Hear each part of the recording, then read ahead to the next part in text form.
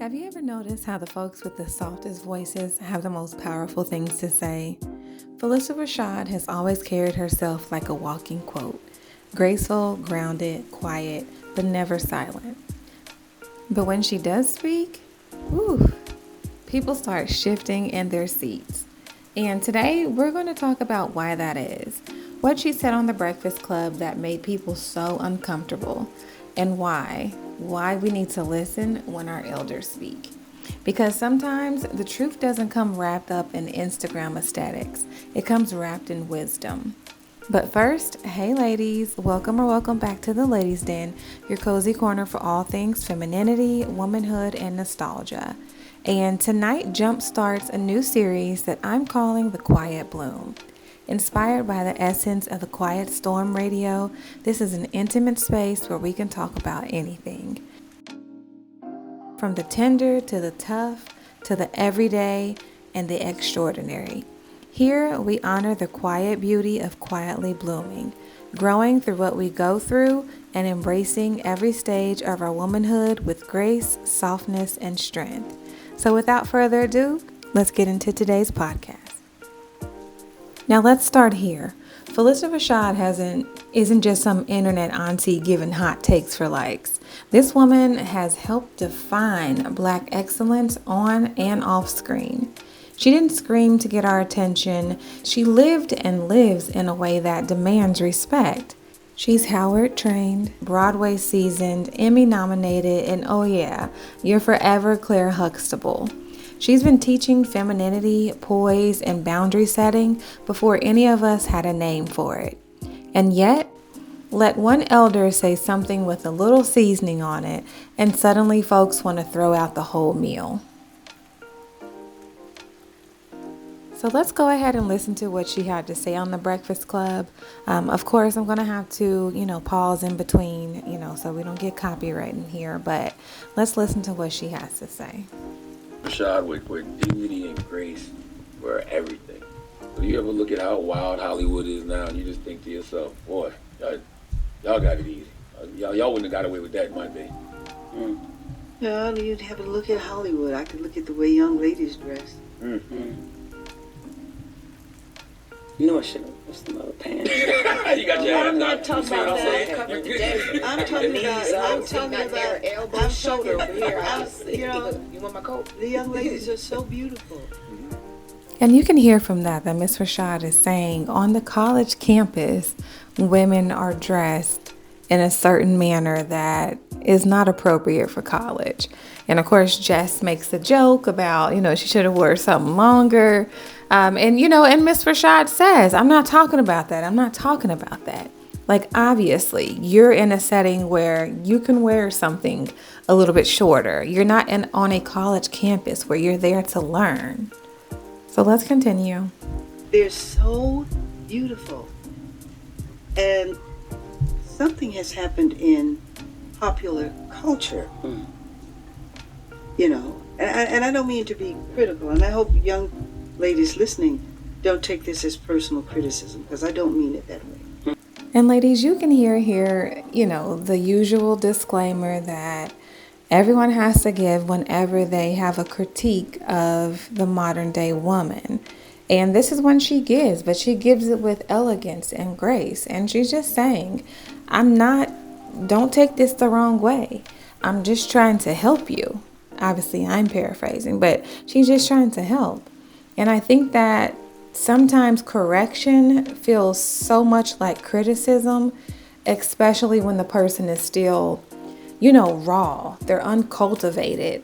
They lack a certain understanding about how things work and social situations and just how the rest of the world functions. And people end up taking that very, very personal.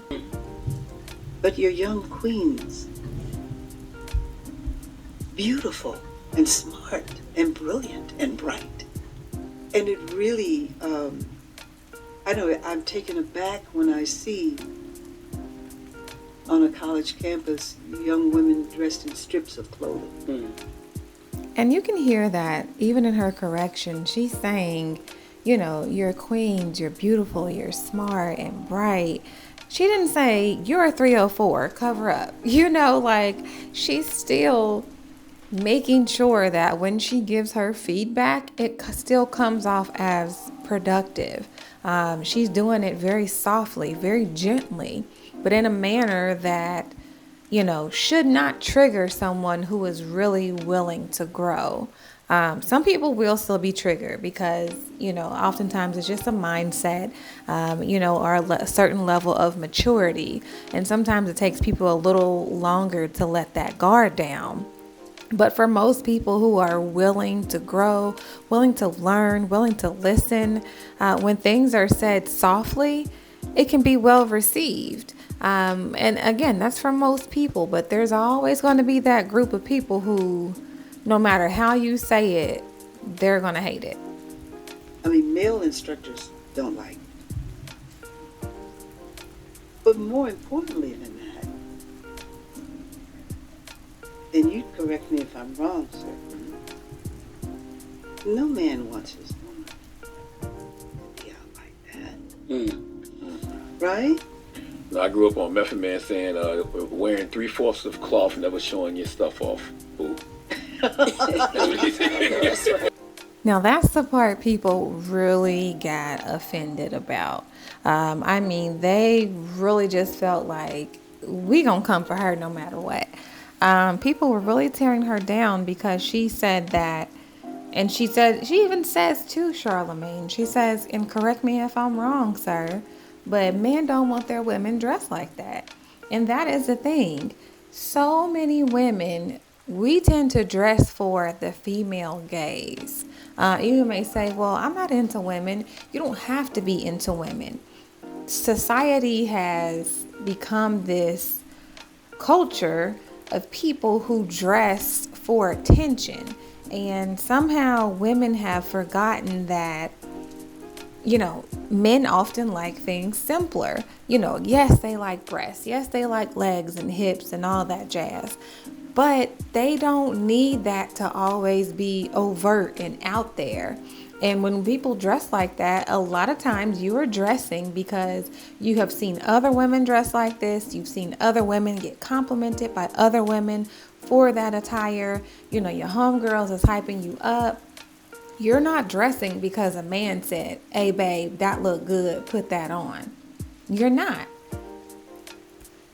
And people were just calling Miss Rashad all types of pick-me's because of this statement. When in reality, it's like, here's a woman who, in which they kind of talk about later, you know, here's a woman who is gorgeous. She is fine. And most men still think that she is a very beautiful woman, despite being in her late 60s, or excuse me, her late 70s, or in spite rather. You know, most people think she is very attractive and that she has always been that way. But it's something about today where that just doesn't click. You know, they don't look at her as someone who has been here, who has lived through different seasons and different ages and has had more experiences than some of these young ladies. And she can speak to it like, hey, this is not something that men want. It's not. And here I am, a woman, you know, seasoned, I'm older, and men still find me attractive. Like, she's not oblivious to that. She may not act high-minded, but she's not oblivious to that. Like, she's in many men's top 10, you know. So let's continue to listen and see what else she has to say. But not only that, you know, it's like there's today's designers. I mean, there's ways. You know, there are other things, and I just leave something to the imagination. Yeah. It would be nice. Some things are for my eyes only, you know? Yeah, and like you said, there are ways of being sexy without showing so much. Oh, please. And that's really not sexy. I mean, one of the most sexiest, most beautiful pictures is you. I forgot what year it was, but you got on like a basketball jersey and like some jeans. You eat some popcorn. That is. That's an iconic picture. Is it the white jersey? Yes. That was, yeah. That is a beautiful picture. That's like, that is the epitome of sexy. Oh well, it's. I think it has to do with. I think it has a lot to do with what they see. What they're emulating, what they see. All right, y'all. So we've just listened to that interview, and let's tell the truth, okay? We live in a world that says, live your truth, do you, boo, like on a loop. And we don't really know how to hear, try it again, that wasn't it. Like, no, sis, that wasn't it. Correction is not condemnation. And being uncomfortable, it does not mean that you're being attacked. And I think that a lot of today's, youth and even some people who are older, like, we've confused coddling with care. But real love, it will pull you by the shirt and say, hey, don't walk off that cliff, even if you don't want to hear it. And PHYLICIA RASHAD didn't say anything to tear folks down. She spoke like a woman who's seen some things, and she just wants us to avoid the potholes that she already fell in, or at least that she has seen other women fall into. And so the next thing I want to also talk about is just the beauty of elder wisdom. There is something about sitting at the feet of your elders. Like, I remember being a little girl and just sitting literally at the feet of my grandmother in her living room, and I would just listen to her speak, from the stories that she had to, wisdom to just, thoughts on everyday life. I was just so intrigued and I was so curious about the things that she was telling me. And to this day, there's things that just stick with me. And sometimes we'll hear these same types of truths repeated. And it's not really because we're slow, though I think some people just don't catch on as easy. They have to learn the hard way.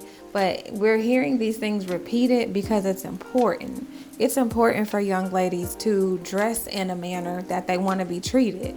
Now, does that mean that if you're dressed in something super short or even long pants and someone does something to you that's inappropriate, that you asked for it? No.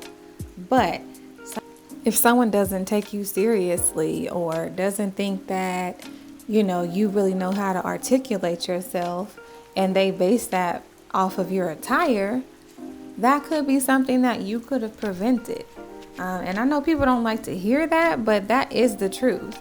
When someone walks in the room with a suit, be it male or female, you look at that person in a certain manner. You like, hey, they may be, a lawyer or a doctor or whatever. Maybe they're a police officer. You don't know what they are, but you look at them with a certain level of respect, like, I wonder what they do.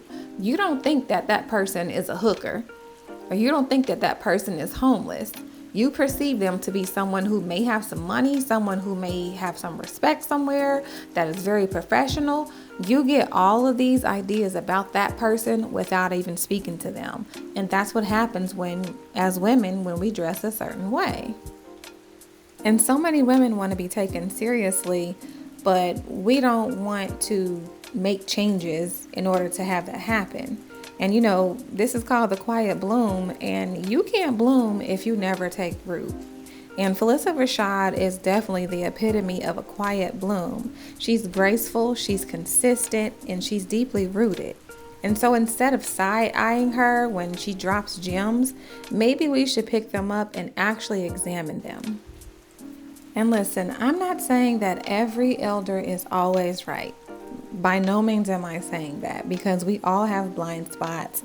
We all have that one auntie or uncle who said stuff and you're just like, what are you talking about? Like, you know what I'm saying? But we have gotten way too comfortable with clapping back instead of sitting back to reflect and to listen. You don't have to agree with every word, but if someone like PHYLICIA RASHAD is talking, you should probably lean in. And quiet does not mean soft, and grace does not mean weakness. And PHYLICIA RASHAD is still blooming. She's in her 70s. She is still working. She's still influencing, and she's still unbothered. And if that is what quiet confidence and inner peace looks like, please, count me in, okay? Count me in. Sign me up. Bring me the clipboard, because I'm putting my name down. And so just, ladies, just the next time an elder offers correction, don't get defensive. Get curious. Ask questions and ask yourself, why does it sting? Why am I so offended by this? Like, you have to take a moment to self-reflect and really think about, like, why these types of things, why this type of kind chastisement. It's really not even chastisement because she's doing it just so eloquently. But why does this type of instruction really bug you? Like, why does it get under your skin so bad? Is it because you just want to do what you want to do and you don't want nobody to tell you? Or is it because you really need to change and that change scares you? Like, it could be a lot of different reasons, but you really have to be reflective. And, at the end of the day, PHYLICIA RASHAD, she doesn't speak to get attention, but she does speak because she's been paying attention. And to me, that is worth more than 1 million Instagram likes, YouTube, whatever. So thank you so much, ladies, for listening. And let's talk about it in the comments. Have you ever received correction that changed your life? What do you think about listening to elders when they speak? Are you someone who is more cynical because you think, the times have changed, they need to keep up? Or do you really respect what elders say when they speak? And are you more in line to listen to what they have to say and to apply it to your life? So, until next time, ladies, thank you so much for listening and stay blooming. And I'll see you next time at the Ladies' Den. Bye.